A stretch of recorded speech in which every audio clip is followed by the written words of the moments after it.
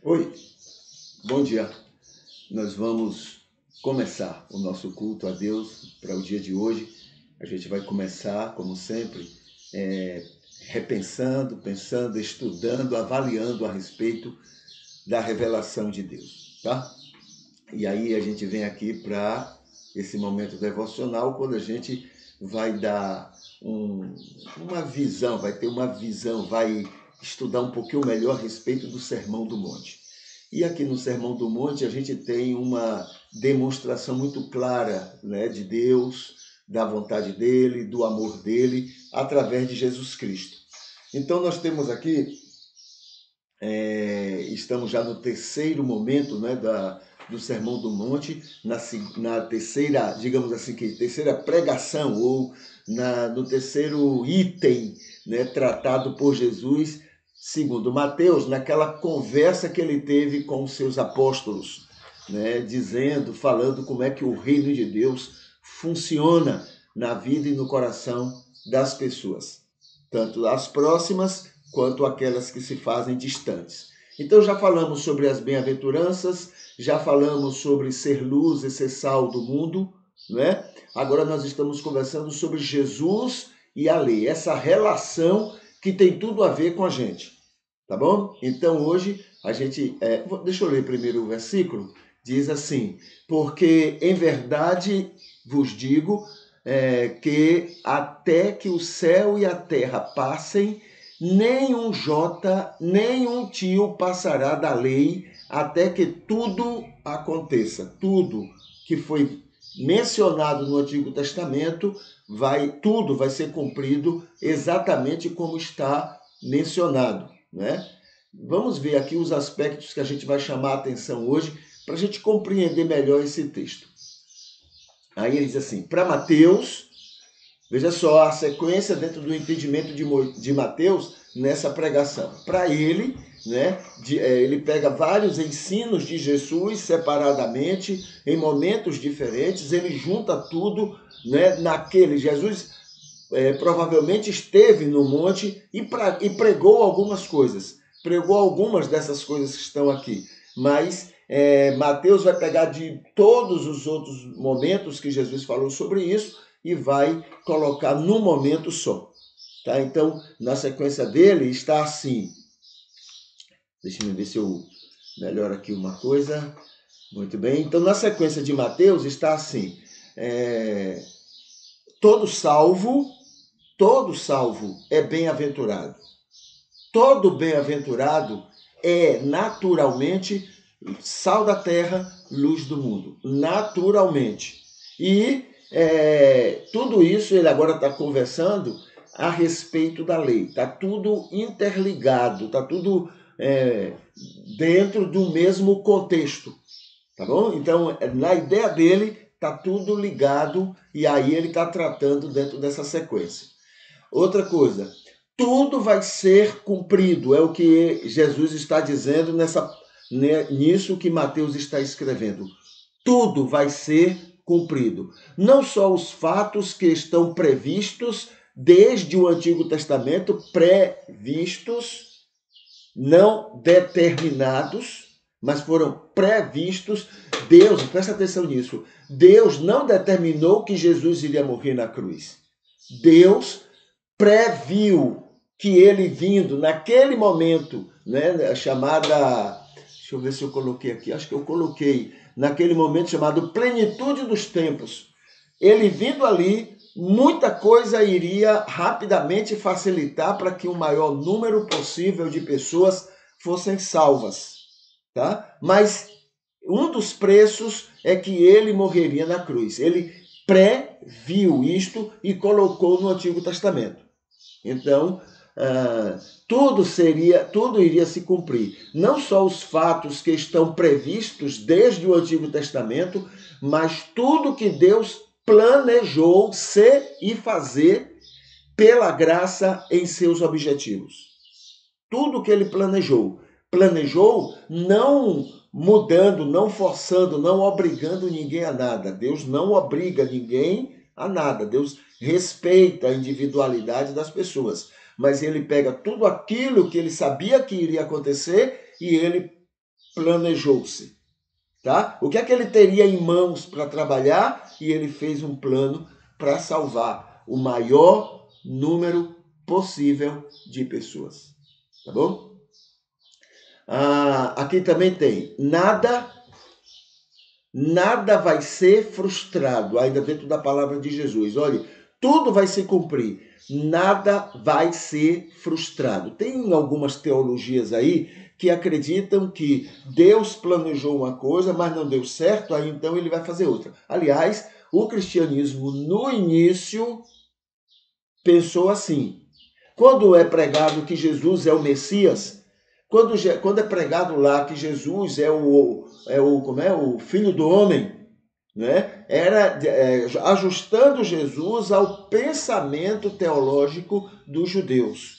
Então os judeus criam num conquistador, em alguém que iria libertar Israel. O cristianismo pegou Jesus e colocou nisso. Jesus até usou isso, mas usou como ilustração. Mas o cristianismo creu nisto e pregou isto. É tanto que quando Jesus morreu na cruz daquele jeito, houve uma certa decepção, porque não era isso que eles esperavam de um Jesus. Eles esperavam um Jesus que iria se libertar de Pilatos e iria assumir, não é, a liderança daquele povo de Israel. Entendeu? É tanto que quando lá Pedro, né, que diz assim, olha, as pessoas reclamam, cadê esse Cristo? Volta ou não volta? Então, a pregação do cristianismo levou o povo também a acreditar, ou alguns, que Jesus era o Messias. Aí então, olha, ele morreu na cruz, mas ele vai voltar, e vai voltar como conquistador. Ele vai voltar, é o que prega o livro de Apocalipse. Ele vai voltar para ser o conquistador que vocês estão esperando. Não é nada disso. Jesus diz, olha, o meu reino não é neste mundo. Não tem nada a ver com esse mundo. Então, é nesse sentido, não é, que a gente coloca aqui. Nada vai ser frustrado. Jesus não se frustrou em nada. Tudo que aconteceu com Jesus, ele sabia que iria passar. Ele sabia que iria acontecer. Não houve decepção nem dele nem de Deus, porque Deus é onisciente. Tá? Então, nada vai ser frustrado, nada deixará de acontecer conforme a revelação de Deus, e não o que Moisés e os outros entenderam. É outra coisa importante. Ele veio cumprir o Antigo Testamento. Deixa eu ver se dá isso aqui, deixa eu ver.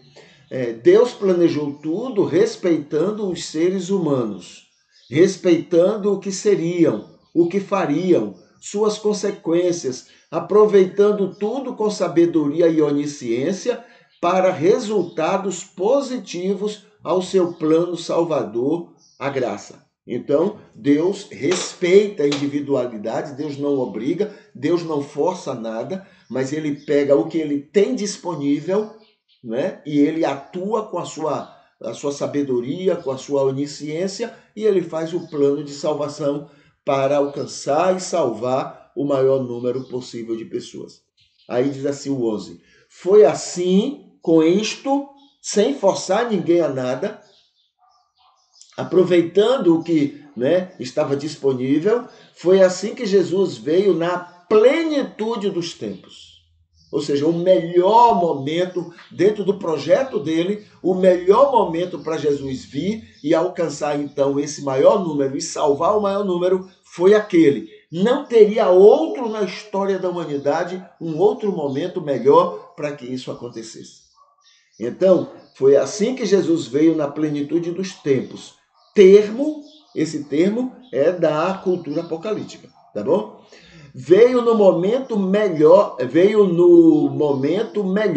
sob a melhor circunstância, para fazer e sofrer o melhor de tudo ao seu propósito, de salvar o maior número possível de pessoas. Se Jesus viesse, eu vou exagerar um pouquinho, tá? Que pode ser verdade. Se Jesus nascesse 2 minutos depois, ele salvaria menos pessoas do que o que ele salvou e está salvando vindo naquele momento que ele veio. Se ele tivesse vindo 2 minutos antes, ele teria salvo menos pessoas do que o número de pessoas que estão sendo salvas porque ele veio naquele momento. Só para você entender que ele veio exatamente no melhor momento dentro da onisciência de Deus, o melhor momento foi aquele para ele vir e então com aquilo alcançar toda a humanidade. Por que ele veio entre os judeus? Poderia ter vindo em outros povos, não há problema nenhum. Os judeus são tão pecadores e tão carentes de salvação quanto qualquer outro povo. Mas eu pessoalmente acredito que ele veio entre os judeus, por serem os judeus, digamos que entre outros povos, como acontece até hoje, serem muito mais prepotentes do que os outros são. Há uma prepotência muito grande, uma vaidade, um orgulho muito grande de ser isto. Então, se ele tivesse vindo em outro povo, ele salvaria menos pessoas neste mundo. Talvez salvaria muito menos judeus. É por isso que salvaria menos. Então, vindo entre os judeus, ele salvaria, né? Ele seria ótimo para a salvação, tanto desse povo quanto de outros povos, no número grande que ele tem alcançado. Tá bom? Então, a plenitude dos tempos é exatamente o melhor momento que ele veio a este mundo. Muito bem, a gente vai aqui para o nosso os motivos de oração para hoje, tá? Hoje é terça-feira, então primeiro a gente ora pelos que estão sempre cultuando conosco, sempre, né? Os adoradores enfermos e em dificuldades, aqueles que estão sempre conosco e têm enfrentado enfermidades, dificuldades, e temos orado por essas pessoas. Amigos e irmãos aniversariantes de hoje, que estão aniversariando hoje, inclusive eu tenho informado, tenho avisado que a gente tem orado por eles. Deus nos faça bênção a todos ao redor. Deus nos faça bênção, né, as pessoas que estão ao nosso redor. Que o mundo cite alegre o nosso nome. Quando o mundo disser assim, fulano de tal, que haja alegria no coração deles em citar o nosso nome. Esse é o melhor testemunho que a gente pode dar. Entendeu? Não aqueles citou o nome de alguém, de um crente, um evangélico, né? As pessoas Então que Deus nos livre disso, dessa arrogância, dessa doença, mas que Ele nos faça ser bênção de tal forma às pessoas que as pessoas tenham alegria quando lembrarem do nome da gente. O que mais? Que o mundo, então, assiste com alegria. Sexto, que não nos deixe pensar que intolerâncias convencem pecadores. Então, eu vou ser intolerante. Foi ensinado isso.